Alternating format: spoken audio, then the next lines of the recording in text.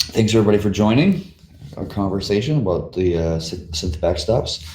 I don't know if you just go direct to it and people can ask questions or what. Do you guys have any feelings on this?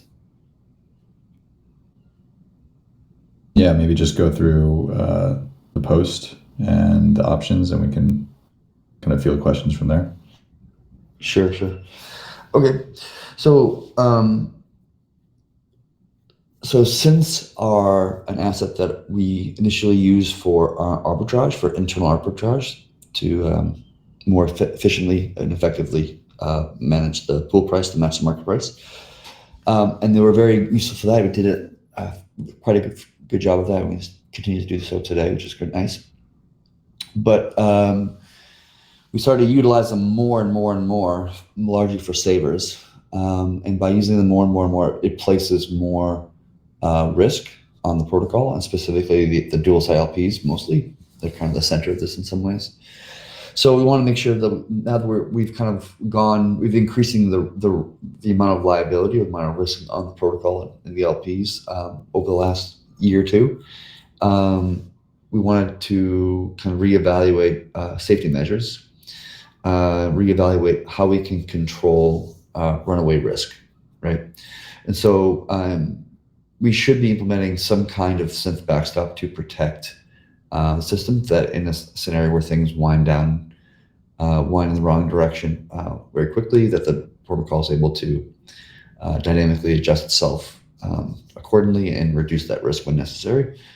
So the two methodologies that's currently being discussed are option one, which is a forced ejection, which means that as a saver, you would, if the synth utilization grows beyond 60% due to a room price going down or the asset price going up, either direction doesn't really matter, the protocol would just do a withdrawal, and some saver would get their BTC back along with their yield, whatever yield they produce, minus whatever the swap fees are to get back your BTC on the other side.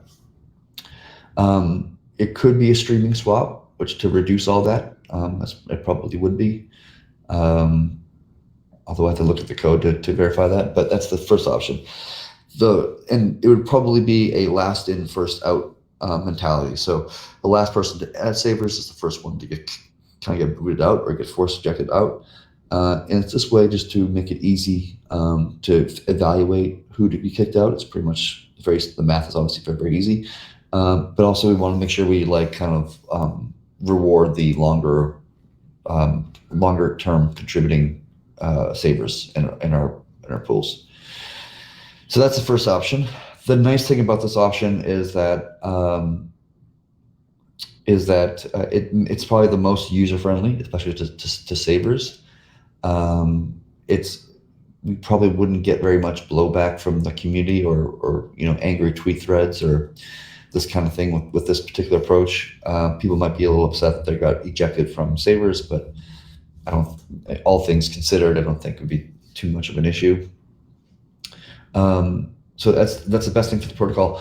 For the users, probably the worst option from the protocol perspective, because ejecting savers does create some ruined sell pressure. It does reduce the depth of the pools. It does reduce trade volume of the network. So it does have a downward push on major KPIs. Whereas adding savers is the inverse of that. Right? Adding savers makes pools deeper, adds trade volume, creates buy pressure in the ruin asset. It's basically the inverse of that. So in a downward market, for example, we would likely see a bunch of savers be ejected, which would cause more sell pressure in the ruin asset, less assets in the pools, which makes sense and probably the correct thing to do in the context of a down market anyway.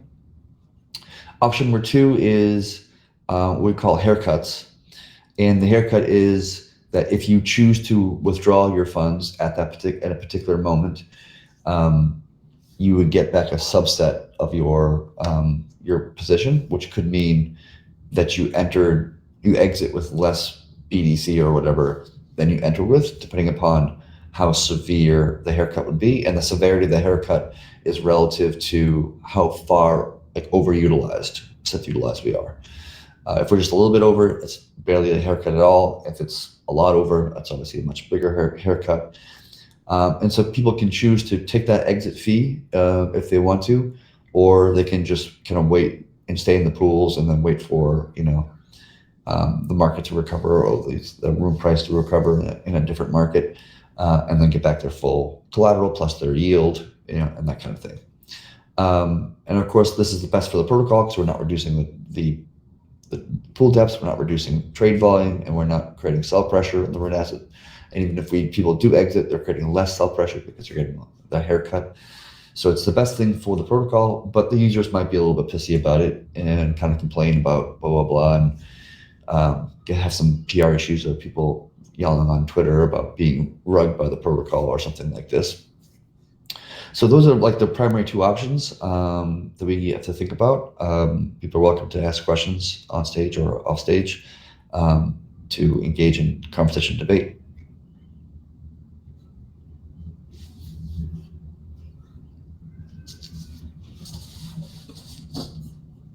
Any questions? Is there a chat? Something somebody's paying that. I think there's a chat window somewhere. I can't remember where it is though. Oh, there it is. I found it. There it is. Any questions in the chat or on stage is welcome to ask. If anybody wants to come on stage and ask their question, they're fine. That's fine too, of course.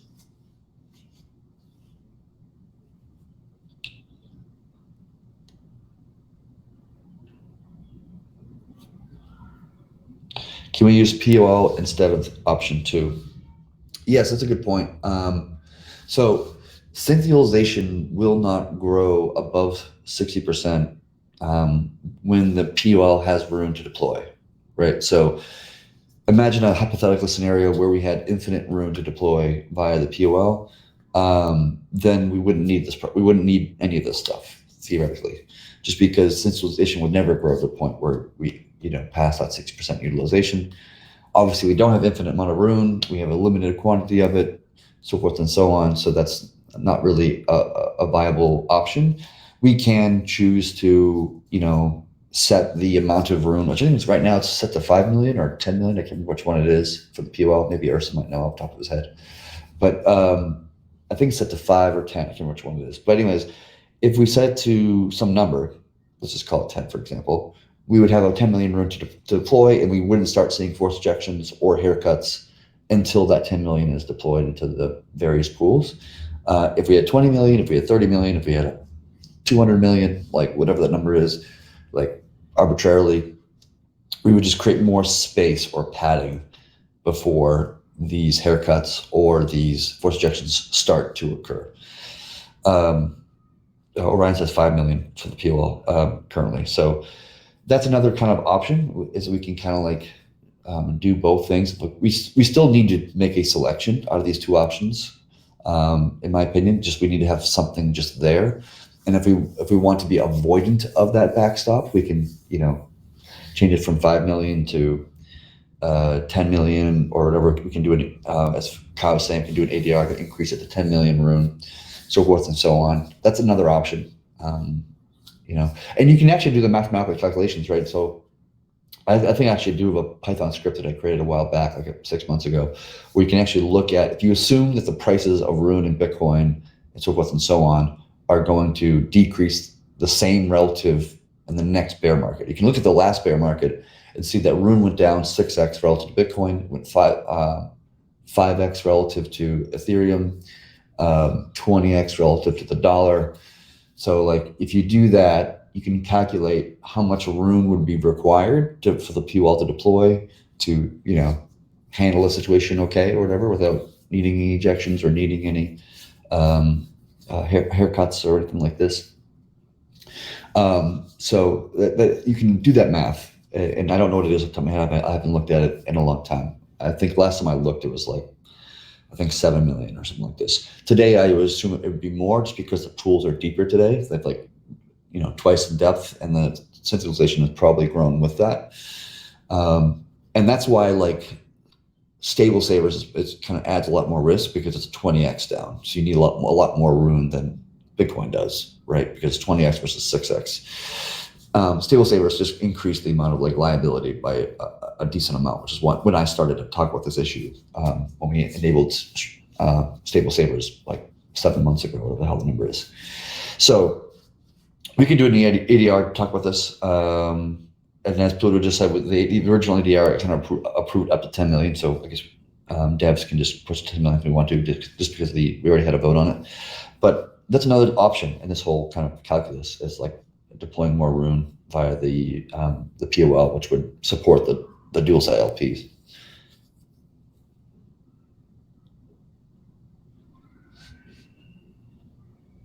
And of course, the POL would take on a lot of like, would become a dual LP, right? So it's going to take on the yield, it's going to take on the IL, it's going to take on all the attributes that is an LP, which I think is okay to some extent. It's not doing it to be necessarily profit seeking. It's doing it to protect the protocol. So it doesn't really matter to me all that much if it's like turning a profit or not, and whatever time frame you want to point at. But it's more about just protecting the protocol and keeping it afloat.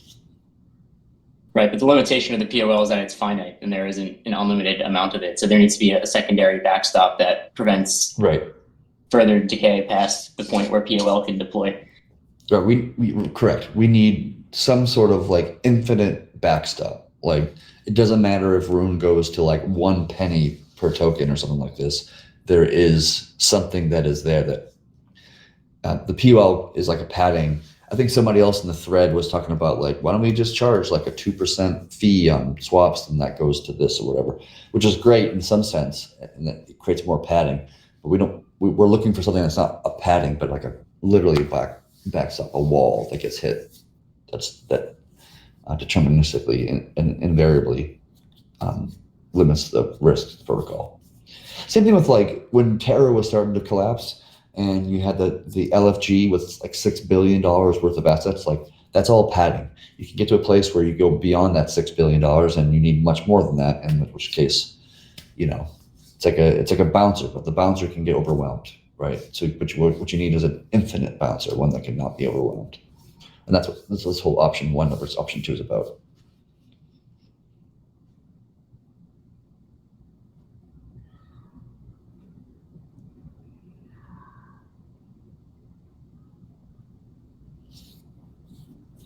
I get some comments in the stage chat.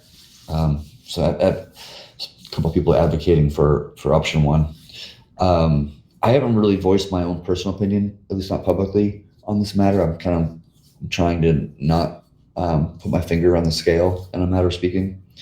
Although I do have a personal opinion on which one's better, option A or option 2, but I don't want to. I want to leave the community to make their own choices on this particular matter, because it is kind of like a tight fight in a matter of speaking. Yeah, did anyone want to come up and voice an opinion for a certain viewpoint? I mean, considering this, option 2 is definitely an infinite wall where it doesn't create the reflexivity back in the other way with Rune self-pressure. But at the same time, to me, it feels like the protocol is it's not. Well, I guess it would mean that Savers is sort of insolvent in some respects, and that would be pretty bad from the user perspective. And while like it wouldn't run into an issue where people start withdrawing and then that would cause it to become further insolvent, it's kind of a self-correcting problem in that way. It doesn't, it still doesn't help any user out where they'd be, for an indefinite period of time, they'd only be able to withdraw less than what they put in, less than their yield, less than their principal, which would feel pretty bad as someone who's like a depositor.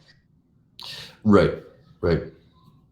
Another way to look at option 1 is that it's just a natural way to scale up and scale down savers, like in a way that makes sense. And that, like you have space because Rune's pumping because it's bull market. Right, like Rune's generally going to outperform Bitcoin and ETH because it's bull market, and that's what generally happens. And so, as Rune's pumping in price, we have more space for savers to add.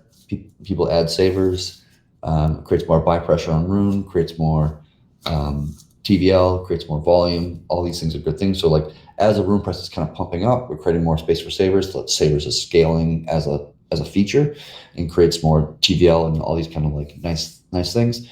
And then conversely, if rune's going down because we're entering the bear market and rune's underperforming Bitcoin in a bear market, which we inevitably will probably have, it naturally scales down savers, in the opposite direction. So we have the upside on the bull market, we have the downside of the bear market, but those two things are just naturally like scale up and scale down relative to market conditions, without much concern in my mind. You would see naturally like a little bit more volatility or reflexivity of rune's price, like on bull markets would push up higher and bear markets would push down, lower.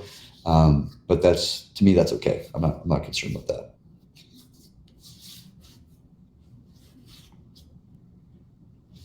Yeah, one thing I've been thinking about is just with integrations. I think it's going to be a difficult communication challenge for option number 2, and that would reflect poorly upon the interfaces that choose to offer THORChain savers. And right now, that's really like THORSwap and Shapeshift. But in the future, large entities start using THORChain savers, they're gonna think twice about implementing savers, in my opinion, if we go with option 2, where if someone goes back to get their 1 Bitcoin collateral, not a collateral, but deposit, and they can only withdraw, a third of that for an indefinite amount of time. And it's like, oh, you check back later when we're solvent and you get your collateral back. Yep. Yeah, I think that you're right. There is communications problems with this, and with option number 2. And option number 2, there is no grandfather option. Like nobody's going to be grandfathered in, and only new savers are going to be applied for this. It has to be applied to everybody, otherwise it doesn't really accomplish the goal that it's really trying to accomplish. It's a safety measure. You can't just like not abide by safety just because of when you added a position. So that doesn't make sense. So everybody would have to be kind of informed of it, and we would in some ways go through the same thing we went through with like the BEP2 rune and ERC20 rune retirement towards native rune, and how we've had communications plans. We chatted on spaces and tweets and blog posts and whatever else, and then for years to come, people show up all of a sudden because they've been sleeping behind the wheel or whatever, and they're just like, I have this BEP2 room, like what can I do with it?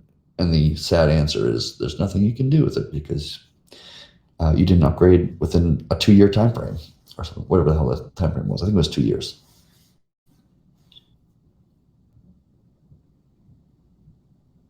Yeah, there's one question about forced ejections. What's the impact on dual LPs? Is there any difference to dual LPs with the option 1 or option 2, or is it net same result? It's not. I would say it's not much of an effect on LPs. Technically speaking, you can argue that a saver withdrawing creates sell pressure on the rune asset, which causes the rune price to come down ever so slightly, which causes impermanent loss, blah, blah, blah. But that the amount is like, it depends on the size of the saver who's exited. But generally speaking, it's quite insignificant, I would say. Like an individual, that's the case. Maybe on a larger scale, like, depends. Like if like 80% of the savers exit or something, are forced ejected or something like this, you would see a little bit of an exaggerated impermanent loss for dual LPs. But that's much, much better than, the other way around, where we don't put up the backstop for LPs. If you're an LP, it's clear and obvious you'd rather have this happen than not have this. I think what's better for LPs is the haircut. If I was an LP, you might argue that haircut's better because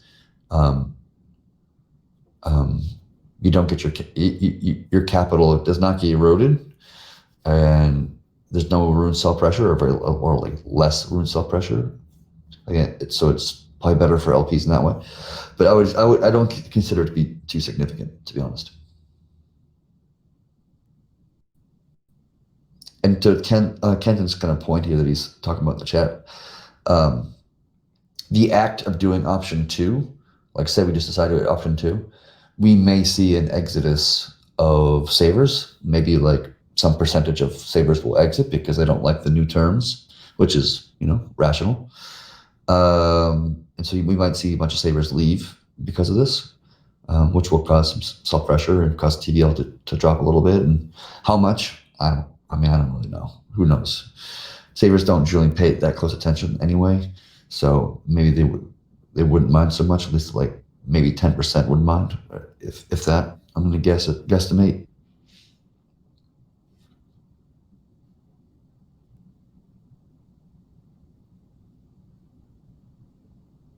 I mean, one of the things I was thinking about with option two is that as we get closer to the point where a haircut would be applied, it's likely that savers would start to withdraw, which would then by savers withdrawing, that would decrease the synth utilization and bring us further away from the point. So I would think that it could be argued that by the fact of having a haircut, there is at least some type of market regulation, which already happens, by the way, with the synth yield scaling. As the synth utilization increases, the yield to savers decreases. But this would just be a further stick to say now's the time to withdraw before there's a haircut.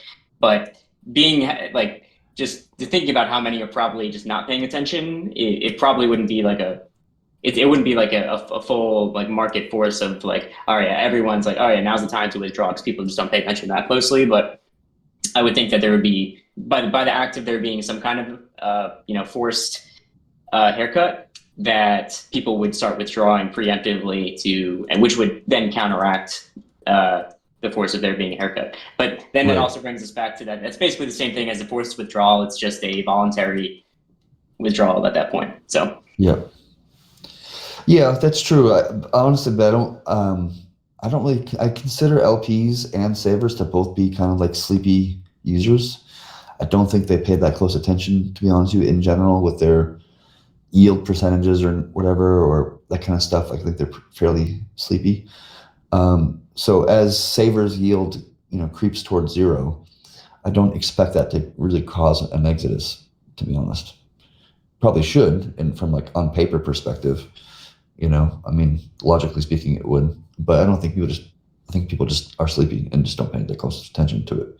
I think we already saw it happen with some pool. I can't remember. I think it was the AVAX pool. It was like 0% yield for savers for like weeks, and it was still sitting at the cap. Yep, exactly. I think that was around like October, November. We saw AVAX utilization go way up because AVAX had a run there, and it was at least a month before there was more room because savers started to withdraw. But it took multiple weeks for some kind of reaction to happen. Right. Yeah, people are fairly sleepy. The funny thing is, like, if you look at like Uniswap has their kind of their JIT model they have, concentrated liquidity model. And partly because of that, Uniswap V3, like the yield that LPs make on Uniswap is dog shit. And like something like 60% or 67%, whatever, are at negative, or like not even making money. But yet the pools are still deep as fuck on Uniswap. It's still got billions of dollars of TVL, even though for most people they're losing money. For the vast majority of people, they're losing money on Uniswap. But yet they still have billions of dollars of TVL, and it just kind of shows that people are fairly sleepy about the way they look about being an LP on one protocol or another. Maybe our community is a little bit more privy than their community and a little bit more kind of in touch, but it's kind of an example of that. Like, people aren't as reactive or as we think they should be logically on paper.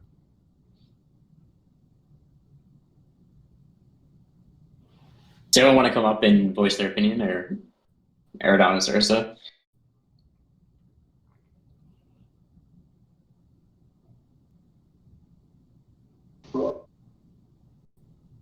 Yeah, I mean, my opinion is just like the minor points that I left at the beginning of that thread. I think the second option for haircuts is just a lot simpler from the protocol's perspective.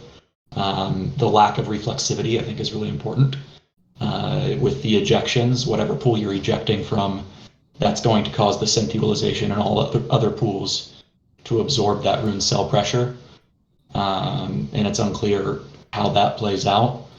Also, just the complexity of like, when you do these forced ejections, depending on the size of the saver that you select, do you want to do the streaming swap out?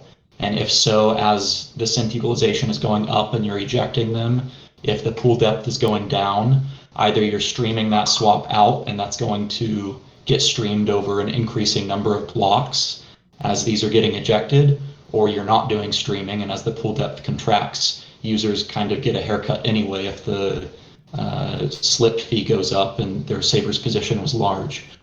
So I just feel like the dynamics in the market will avoid the case where you have the synth utilization go over the target if we have haircuts, because the savers that are price sensitive, or rather time sensitive, will leave in advance of reaching that point. Right now, the saver yield scaling going to 0 at that threshold doesn't do a whole lot because they can just sit on it and wait for it to go positive again. But if they see a haircut coming, the time sensitive savers should, hopefully react to those market conditions. And if not, then they're just agreeing to be okay with taking that haircut if they don't want to wait out to reach a point in time where it's not, bad for the protocol and the haircut won't be applied. So I just see the second option is far and above the simpler and better solution. But I do realize that it's that I'm probably alone in that. Yeah, I mean, I actually thought that the option 2 was the simpler one in terms of like from a programming perspective initially, but then as I thought about it more, I kind of reversed that viewpoint just because if you want to do the forced ejections, you just iterate over the LPs, find the one with the highest last add block height, and then inject it. So it's just a for loop, and then craft a withdraw message and send it. Right? It's fairly simple. The complexity around the haircut thing is that like the synth utilization is a dynamic value, right? It's dynamically computed, and so you just have to add an extra thing on top of that that says the synth units cannot exceed 60% of the total units of the LPs and synths together of the pool units. So you kind of have this like that's the way you more or less handle it, I think. But I think there might be more like complexities of like when you actually like if you do it like that, what might actually happen is that nobody gets a haircut until like the very end. Do you know what I mean? Like everybody doesn't get a haircut until like your withdrawal is like one of the last ones or something like this. Like I think there's more complexity when you're dealing with like LP units and pool units and synth units and then trying to make calculations. That's actually probably I initially thought I agreed with you, but as I looked more in the code, I thought it actually would end up being more complicated than I anticipated. Yeah, I guess like the math complexity of like the synth unit calculations. It seems like once we get it right, it's correct, and like the code change is small. The complexity that concerns me is like when you get large saver positions that you're ejecting, are you streaming them out or are you letting them take the hit on slip? And if you're not streaming and they take the hit on slip, they're getting out less than they put in anyway, just because they're going to get hit with a massive slip fee when they're exiting. And if you're streaming them out, then like, do you pause other ejections until that one ejection streams all the way out? And as the pool depth is contracting, the duration of time that you're going to be streaming that out is increasing. I'm just concerned by the complexity in terms of the reflexivity. Yeah, no, I don't think that's much of an issue because first of all, yes, I think we would probably lean towards a streaming swap. It's only best for the user, and there's not a strong reason not to do that. But when you do the withdrawal has already happened when you do it, right? And the streaming swap happens secondary. So the effect on the synth utilization should be more or less immediate. Although technically speaking, when you do a withdrawal, you actually increase the synth utilization because you're changing the pool price when you're doing it. So you're actually increasing synth utilization until ARBs like ARB, and then it puts the synth utilization to be lower than it originally started. But I have to look at the code to be sure. But I think from the top of my mind that if you do withdraw, the withdrawal happens immediately, and so the effect on the synth utilization is immediate, and then it just starts to do a streaming swap to layer 1 BTC or layer 1 ETH or whatever. Isn't the synth utilization is going down at each sub swap in the streaming withdraw? I believe. Yes, you're right. I'm not just talking about savers. We're talking about synth specifically. So yes, you are right about that. So you could wind up queuing a bunch of streaming swaps out that are massive, and it's going to cause like a massive depth contraction because you're then not taking into account the fact that there are a bunch of pending streaming swaps that are going to lower the utilization in that pool as those synths exit over time. And as you're exiting those, the time duration on the same size is going to be increasing because of the contracting. Yeah. You may overdo it by accident. And you also observe reflexivity via the rune price decreasing because of the sell pressure and the ejections from that one pool, and that price, that rune sell pressure is absorbed via increasing synth utilization in the other pools, which could then in turn trigger ejections on those pools. Yeah, I wouldn't consider it to be like a spiral out of control thing. Do you know what I mean? It might have a little bit of like an overreach, but it wouldn't be like the whole thing can unravel itself to zero. Right, it's not self-reinforcing, but it can still certainly oversteer. Yeah, and to be honest, I'm actually kind of okay with that. It'll oversteer by like, 0.25% most likely. I was sorry. I was just also thinking on that. If I was a user that was trying to join savers, and it's close to the cap, if I join the savers and then it's the last in first out, I'll get ejected. Then I'll try and join again. Then I'll get ejected. And if those are sleepy users, I think we just have to consider how we'd implement that with users who would join and then assume that they could just set it and forget it. Sorry, I don't think I understood what you just said. Can you say that again, please? So if you, with the ejection model, Yeah. you said that it would be last in, first out. Yeah. So then what would happen is if I was trying to join the savers, I would join the savers and I would assume that my savers are in. And then if it's close to the cap, then price fluctuations might take synth utilization over the cap, and then I would get ejected. And then I was just going to say, we just need to consider how much of a fit that is going to be for the users that would actually want to use savers, if they would, if it would be difficult for their savers deposit to stick. Yeah, I'm okay with that scenario, to be honest with you. All right. Just because if we're already at the near the cap where light fluctuations in price are kicking people out, then we really shouldn't have entered to begin with, in a matter of speaking. Yeah, yield would already be zero at that point, right? Like yield is already between 5% and 0% of the total yield going to LPs. So you'd be making very close to zero yield, if not zero already.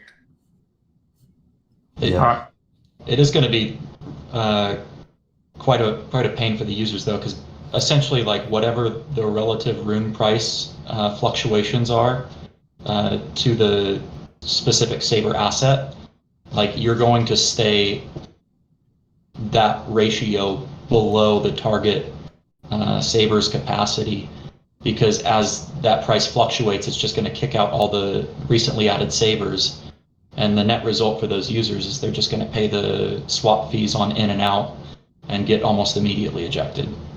Yeah. Yeah, to be honest, I'm okay with that scenario. It's obviously not great, but I mean, UIs can be cognizant of this and say, if you're within 5% points of the synth cap, we're just not going to do a deposit, or something like this. Yeah, sure. You avoid the scenario altogether if the market responds correctly to the haircut, and just the time sensitive savers leave on their own. Yeah, I'm just pessimistic that the market would respond to the haircut. That's fair. I mean, I think it will. Like, there definitely will. Like, there will be people who do that, but I'm assuming it's going to be a very small percentage, like maybe 1 to 5%.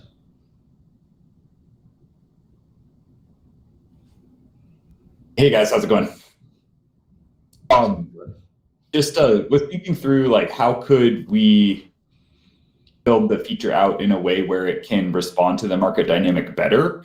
And I was thinking like, maybe haircuts could work if there's a protocol or something on top of the Savers feature that is able to do the appropriate reaction. There's a lot of different kind of hybrid projects that are like crypto and bot based in order to like basically move the capital in and out in a way that actually makes sense while protecting the protocol. So it's like, could we do something like that where it's like we get the protection for the protocol we want and the user experience is better. And so, sorry, I don't think I understood how would we accomplish that. So like what to Ursa's point, if people or if an entity that's making Savers deposit decisions is operating with the kind of appropriate motivation with the time sensitive perspective, then they would choose to either exit or enter based on the synth capacity. And typical users aren't going to do that. So is there there could be something that's built on top of the protocol that does that automatically for users. And that's advantageous to the user because it means that they don't have to babysit their position, and it's better for the protocol because it's able to leverage the haircut path in the event that it needs to. So just like is there more of a fuller feature set that we can build that is useful to everybody? Are you saying there's like a second layer, like some sort of like not on the protocol but above the protocol, like some second layer? Yeah. People deposit capital there, and then that automatically manages, meaning that it removes it when things get close to the haircut. Exactly. So what I'm trying to do is get our to, on the one hand, I want to protect the protocol, maximally, but on the other hand, we want to have a feature that's user friendly, and I don't think we get that with either one or two. Option one or two. I think what you're describing is one. Well, that's what I'm just floating that idea. Yeah. I think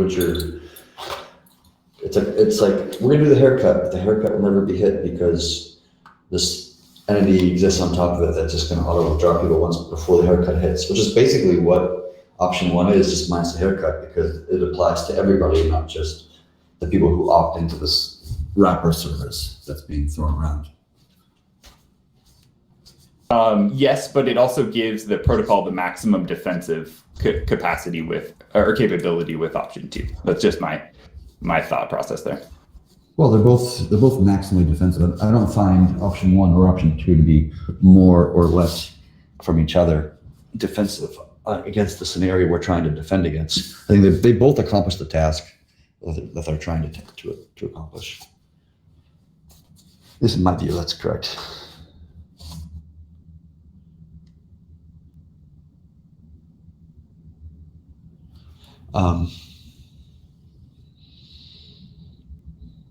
Yeah, I think for like what I'm thinking is that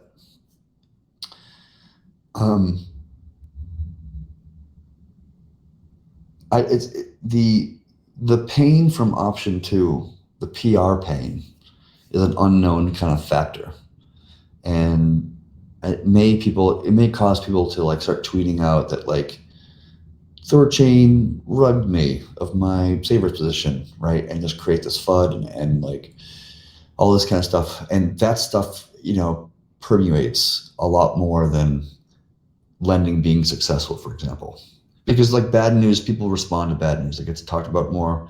It's hard to get like news articles written about when you accomplish something. It's much easier when things go wrong, especially when like funds are at risk or lost or something like this. Like it becomes like a lightning rod, and then it just kind of creates like a lack of faith or distrust in the protocol, a distrust in its operators possibly, and that's what makes me concerned about the option two, is that it has an unknown cost to it that could be fairly significant, right? Whereas in option 1, all the concerns about the downward pressure of rune selling and all these things, it's like, while valid and true, it's just the inverse of the upside. So it's like having the feature being able to scale up and get all the benefits of it, and having the feature scale down and get the reverse of the benefits, the cost of it, if you want to call it that, just makes logical sense, and that it's balanced between those 2 points, rather than trying to like create an up-only system, which naturally doesn't really occur or exist. Anybody tells me they built an up-only system, I'm going to be skeptical. I'll look at it and I'll understand it, I'll read and whatever, but I'll be skeptical. So it's like, well, option 2 is much better for the protocol. I'm concerned about what it might mean from a PR and trust perspective. You know, like people might say even like, oh, savers failed because of these haircuts thing, therefore lending also failed, and also Tor, and kind of have distrust for everything else we're trying to accomplish, right? You might have Trust Wallet get support messages from, you know, because Trust Wallet might add savers one day possibly, and like they might get support tickets from their customers, and then Trust Wallet gets pissy about it and, you know, creates problems with their integration partners because their clients or their customers are pissed off or whatever about, you know, getting a haircut or whatever. So I'm just, like, it's kind of unknown cost to option 2 that's hard to quantify, but it kind of scares me a little bit, just because, you know, as somebody who's been a kind of a figure in the space and done a lot of interviews and whatever, and to this day I still get, not as much as before, but I still get like questions about security and about hacks that happened, I think, like 3 years now, you know, since then. Like, it's still kind of like a black stain, and every once in a while I'll see somebody on Twitter like, oh, THORChain, isn't that one that got hacked a bunch of times, blah blah blah. Like, that stuff it's hard to wash off, you know.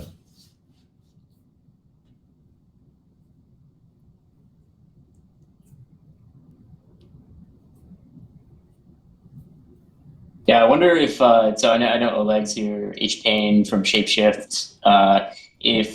If you guys have any opinions from like the front end perspective, I think that could be valuable. Okay, I mean, what Son of Odin's saying is totally right. That we also wouldn't want that to reflect poorly upon the front ends who do savers, because really, like, they're the ones that are serving the product to the user. They're the ones that are presenting savers as a feature. So, you know, either choice reflects upon the front end that is actually presenting it to the user, and it'll have effects upon them just as much as it does on THORChain. THORChain will be fine either way. It's just right. You know, it's really just the PR around both sides. Which, yeah, I do think that option, the forced ejections option has a better PR angle around it, where it's like, we can't support this liquidity anymore, so we give it back to you, and, you know, you're basically fine minus fees, which is, you know, hugely preferable, in my opinion at least, to saying, well, check back later, maybe we'll have it, maybe we'll not. Yeah, and it's also like it's like the opposite of Terra, right? Like, when the protocol realizes that there's like too much liability or too much risk or whatever, and it appropriately scales down, it's like it creates confidence, you know, in the protocol, because it's handling the situation appropriately. Whereas Terra like just infinitely went up in a certain direction and never tried to handle risk or liability, just kind of like scaled forever in one direction. And when things got sour, as they did in like May, like 9 months or 6 months, whatever the hell it was before the actual collapse, they kept on kind of scaling, and they started just like, oh, we're going to create the LFG, and that's going to solve all of our problems kind of mentality, and we'll continue to scale infinitely. So that just creates like a distrust. But if we do the opposite and we say, like, we're going to scale this thing up and we're going to scale this thing down, respective of market conditions, right? I think it creates more faith and trust in the protocol because it's able to handle things appropriately. Hi guys, can I ask a question? Shoot. Yeah, I was wondering, because normally I look at these problems based on my own background. I work with contracts, traditional contracts, not smart contracts most of the time. Mm-hmm. And when I look at these things, I would think about the contracts are often implied in the way we interact with each other in daily life, even if you don't really sign a contract, really. And everyone always expects a certain degree of fairness. And you can even find that in the deepest basis of the law in most developed countries. And when you look at it with that lens, I think it will be expected from a fairness point of view that when somebody deposited their money into Savers, there was a contract implied in that interaction, in that transaction, which has certain expectations from both sides. And we know that in crypto things changed a lot most of the time, but I do think that we should take that into account because people always expect at least the initial agreement to be honored. And so I think, I don't know what you guys think, looking at it from that way, but using our framework, I think we should try to avoid changing agreements as much as possible, and hence that the first option will be the most viable. And like you said, that also explains a little bit why there will be number two will be a bigger PR nightmare. Thank you. Yeah. Okay, that sounds like a vote for option one. I think from what I'm reading in the stage from like Oleg, kind of expressing that from a UI perspective, it could be a lot of blowback in support tickets and whatnot.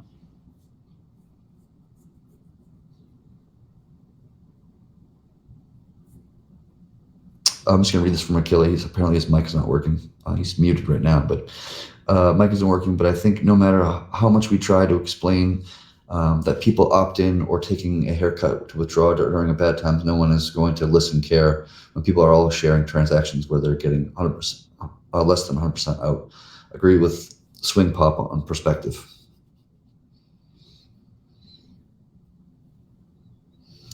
So I guess Achilles kind of like voicing about any claims about exit fees will just people won't care and they'll just feel like they've been rugged in one form or another. So what's the next steps here? Is there going to be an ADR that is a vote, either option Yes. haircut or option forced ejection? And then a further discussion around the future of Savers, like as in, so like discussion number one, ADR number one, we're doing this first vote on the method, and then we have a further discussion later on, you know, the parameters of Savers and if we want to change certain things like walk the Synth utilization down or anything else. Or is this kind of just the only step in your guys' mind, or should we have a further discussion around just the future of Savers and how we want to manage that? Yeah, this ADR will be just option one versus option two. The community will vote, the nodes will vote, and whatever one gets the most votes. I don't think in this case we require like a 2/3 majority on one side or the other. It's just whatever gets the higher quantity of votes is the one that's going to be, you know, the devs will build and we'll put it into the next release or the release after or whatever it's going to be. If people want to take on a larger communication around the future of Savers itself, we can definitely do that. We can scale back centralization or take centralization all the way down to like near zero or actually zero because trade accounts is going to remove the need for sense in general if you do that. So that's another kind of a conversation people can have. But to me, I want the ADR to be kind of centrally focused on this one issue about a backstop and not get too dirty and debating about Savers in general. But I'm not sure if we're going to do that immediately afterwards, or I mean, I'm not sure if there's much of a draw or much of a interest from the community to like sunset savers in general. Yeah, I mean, I do see people saying that, not to like keep bringing it up, but like I see people saying that. But is that even necessary when we have backstops in place where we can have maybe not the best of both worlds, but we have a viable savers product that has protections on both ends. Right. Like I from just sharing my personal perspective, I've always considered savers to be the riskiest THORChain feature by a good margin, and I've been saying that for a long time. And putting in this backstop, whichever one we choose, whether it be option 1 or option 2, to me solves the issue of the risk of savers. I don't mind the reflexivity up, and I don't mind the reflexivity down. To me, it's not a huge deal. But obviously, like zeroing LPs, to lose all of their capital is like that's obviously a big deal. That is not very good, and obviously not worth savers in general if that's the case. But having the backstop to me solves the issue and makes me feel comfortable with savers being as a THORChain feature in general. And then it does provide significant amount of value to the protocol. I mean, you probably get twice the TVL and twice the trade volume, from that feature. And we're still offering like a feature that nobody else in the industry is offering, except for maybe Maya does it as well. But like the idea of being able to get Bitcoin yield on your Bitcoin is still like a very valuable concept that doesn't really exist that much in the space. It used to on BlockFi and Celsius way back in the day. It was a shitty yield. It was like a 0.02% yield or something fucking kind of pointless. But nonetheless, it did exist. And I think like that's a very valuable thing we should keep around, especially if it's not going to have that much risk to the protocol.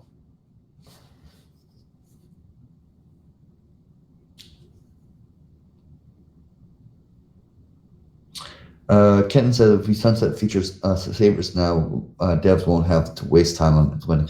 I don't think I would agree with that, just because I think we need to implement no matter what. Because if we actually did choose to sunset savers right now, it wouldn't happen today. It would take probably 6 months or a year or whatever. We can tune the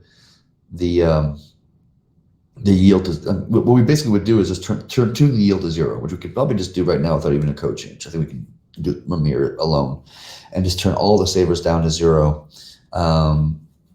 Theoretically, we could do this, but I don't think people would exit. Nor do we want to do a forced ejection of all savers, because that would just create a lot of sell pressure on Rune in a short period of time. Ideally, you want to do it over 6 months or a year or something, just to kind of like pull it like taffy and just have it stretched over a long period of time. It'll have less of an effect on the protocol and Rune's price if we just do it over a year versus like in a single day. So it would be a long process, and just because it's a long process, I think it's still worthwhile putting in the backstop.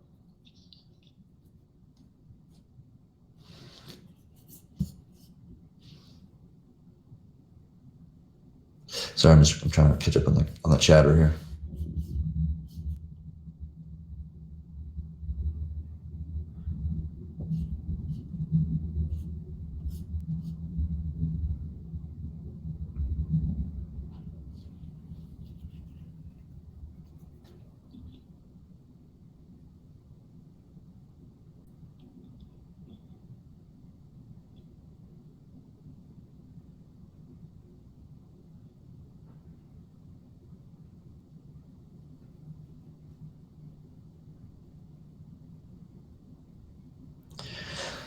Yes, I mean, Costanza, whatever it is,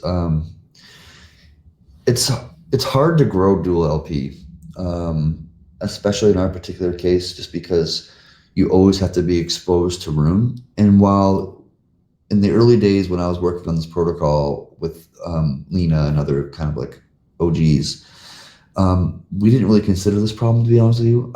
My assumption at the time was that Rune would perform well because we're solving a significant issue of the industry of cross-chain swaps, and people would want to LP because they can get Bitcoin yield and blah, blah, blah, blah, blah. And I ended up being wrong with that kind of hypothesis. We didn't have a way to scale dual LPs that much before savers. The only way to scale dual LP without savers, in my opinion, is just allowing the Rune price to to go up over time, like over a long period of time. And eventually we'll hit $1 billion in TVL, and eventually we'll hit $3 billion in TVL, and eventually we'll probably hit $5 billion in TVL.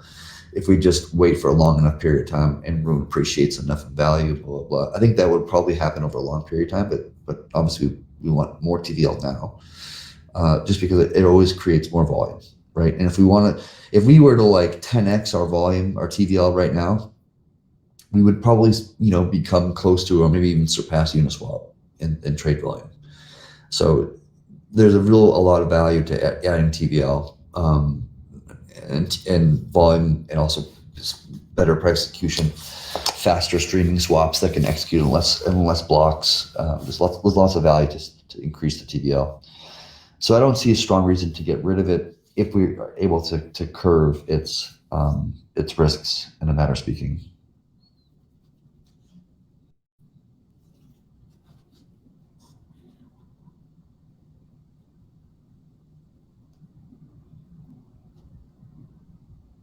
Kenton, I'm curious to you can type it or you can come on, probably easier if you come on stage, but what is you seem very bullish on the idea of sunsetting savers and retiring the feature.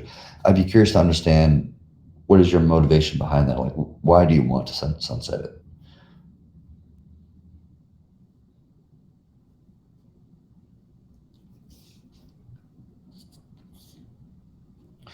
And we're recording this, which is great, but the recording probably doesn't have the text chatter. So I'll try my best to read things as they come up. So Ken's been talking in the chat, just for the people in the recording, about sunsetting savers and stopping new deposits and then letting people slowly exit over time. And that kind of stuff, which is probably the way to do it if we were to do it, right? Stop new deposits, reduce the yield, eventually pushing it down to zero, and over time, people will leave. I think that's the way to do it if we wanted to go at it. I'm just trying to understand what the motivation is to actually sunset once we actually properly protect against extreme scenarios. I'll speak in favor of this one too. I think one of the points to be made is just that without savers levering the dual LPs, it makes dual LP slightly more attractive. And I do think that one way or another, like whether it's the ejections or the backstop, like that's the first step regardless. And then the next choice to make is whether we want to reduce the Synth utilization outstanding, reduce savers, set yield to zero, don't allow savers over a certain lower threshold, and we can slowly walk towards that potential sunset path.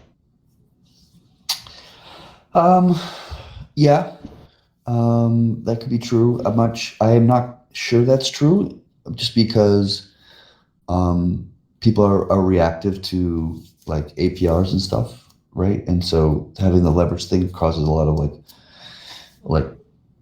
overinflated but still real yield APRs, especially in bull markets, and less true in bear markets, of course. I think the draw that we had to savers initially, at least one of them, was its simplicity. It's funny how Kenton's coming back saying that savers makes things more complicated, and it does from a dual LP perspective. But the cognitive kind of load of savers from somebody who's participating in it is so clean and so simple and so straightforward versus being a dual LP. It's really complicated. Even without savers, it's still a complicated notion, and it's kind of, you constantly have to deal with the complexities of people LPing versus HODL, and their yield is this. Well, what's the yield going to be? And Kyle knows what I'm talking about because he's kind of dealing with a lot of this chatter on Twitter and whatnot of what's the yield of dual LP? And I don't know. It's been this way for the last month or 6 months, but who the fuck knows in the future? It just kind of creates a lot of complexities and kind of discourse in a matter of speaking.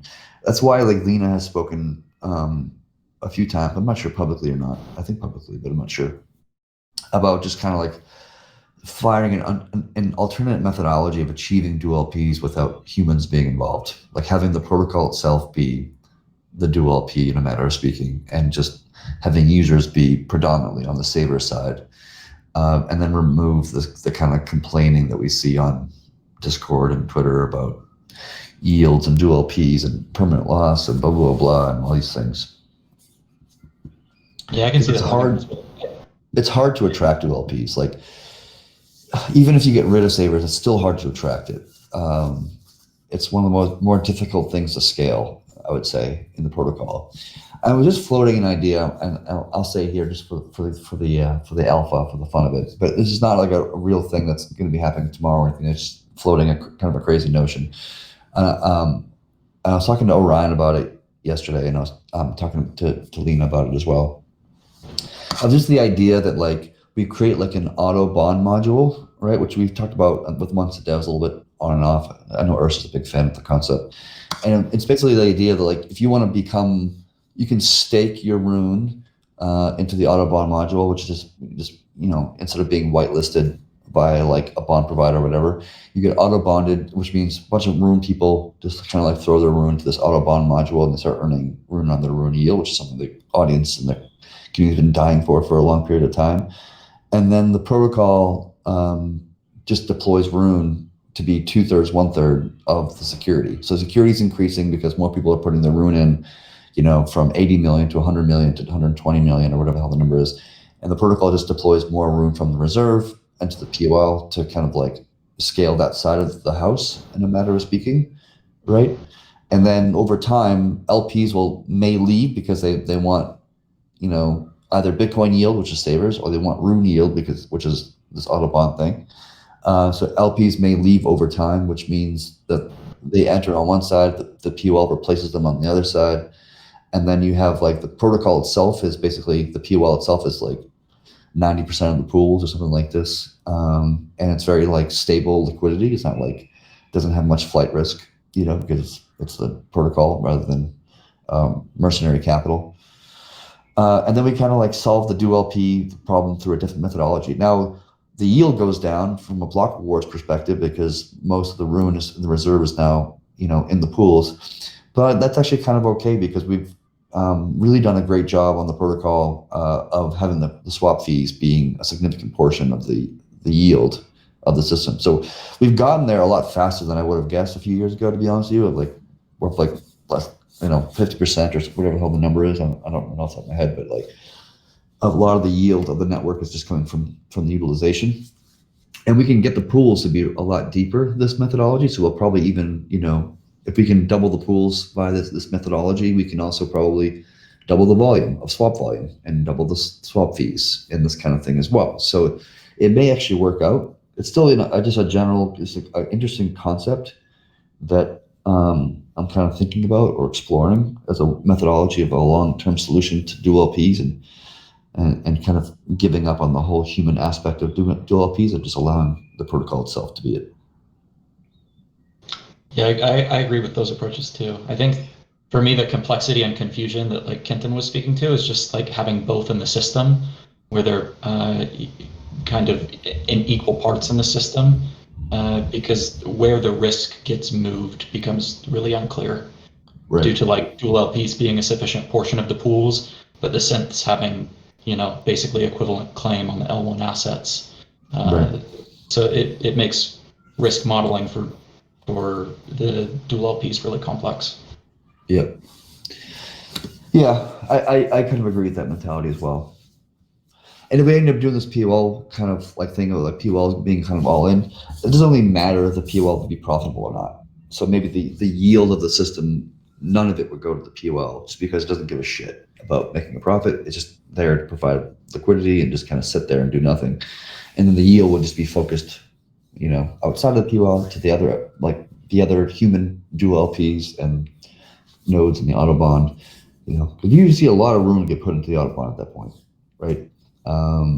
Because you generally see with staking systems on Atom and Cardano and whatever to be like 70%, 80%, 90%. But the negative, the biggest negative of this idea for people, if people want to actually consider it, is that you basically lose economic security at that point.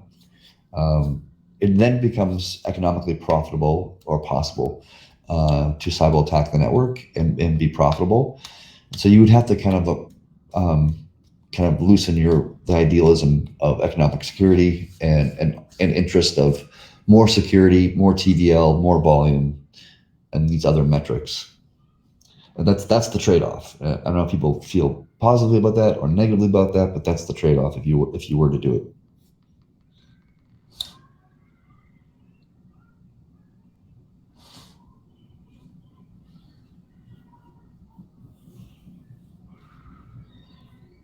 Which, by the way, I think Lena has become more lax on the whole economic security idea in general. I remember Lena and I were discussing the early days and blah, blah, blah, and debating economic security and blah, blah, blah, these competitions. And back then, we were both pretty bullish on the idea, and we remained bullish throughout the years. I think Lena's perspective has kind of shifted over the last year or so. And to be fair, it's not necessarily wrong, because as the value of security increases, the dollar value of the bond increases, the cost it requires to be a cyber attack increases. So it's a little bit like, if you wanted to 51% attack Bitcoin within the first couple of years of Bitcoin's history, very easy, very cheap. You could just do it, with a couple $100,000 or whatever the number would be. And it's open to a lot of people in the world who have that kind of money to launch that kind of attack. But today, Bitcoin, because it's so massive and its hash rate is so high and up there, if anybody wanted to 51% Bitcoin today, it would be extraordinarily expensive, like more money than I think any individual probably has. Even just acquiring the hardware alone would be not even viable. And so, as the security increases, the odds or the likelihood of somebody being able to attack that network, it just becomes less and less and less and less. So you can make an argument that economic security is needed for the beginning, but it's less needed, as the protocol scales and grows and becomes a larger kind of market cap and all this kind of stuff. And that's probably a fair argument to be made.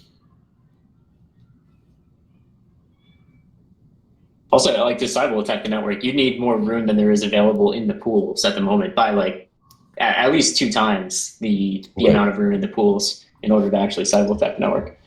You would, and you would also need a bunch of rune that's in the Binance exchange, and the act of acquiring that much rune would clearly push the price. And as people push the price, the amount of rune in the pools goes down, right? Because if rune's price were to automatically just double right now, just like hypothetically, the quantity of rune in the pools would probably, I don't know if it would be half or not. I have to work out the math a little bit, but you would see less rune in the pools. You'd see less liquidity of rune in some pools as its price is pumping. So even as you start to buy from the pools and the price starts pumping, you have less to buy from.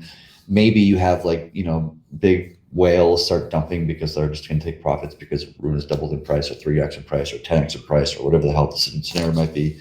So more liquidity comes in, kind of sell pressure comes in because of that. But it does get harder and harder, right, to do it, right? But then again, to be fair, the auto bond module,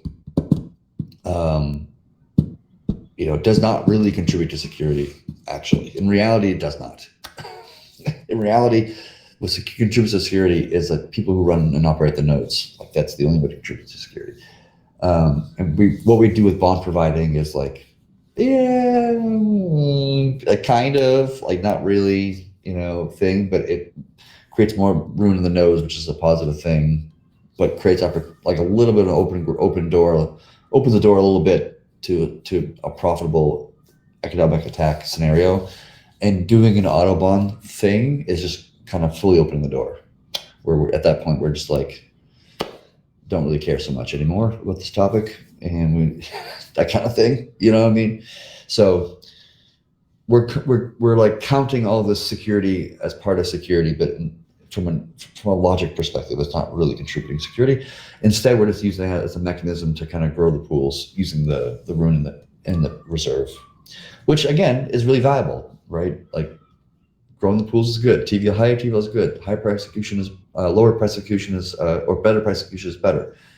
More volume is better, right? So we can we can surpass PancakeSwap in volume just by doing this, possibly. I have to look at the actual numbers, but I'm guessing we can get at least fairly close just by launching this, by kind of relaxing our viewpoints on economic security and optimizing for more volume, more TVL, more security, blah, blah, blah, and push these numbers up.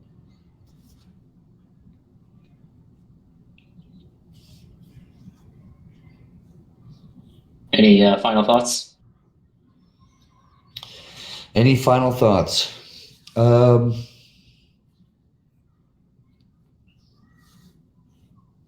Well, I don't know. I mean, I think I've said everything I need to say. I don't know if anybody else on the stage has any final thoughts or anybody in the chat.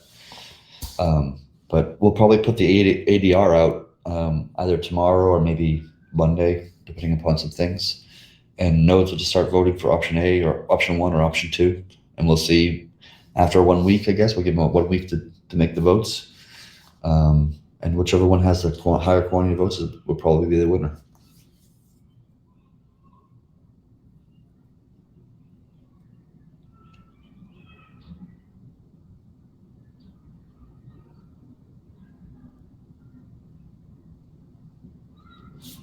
I'm just reading the chat, catching up.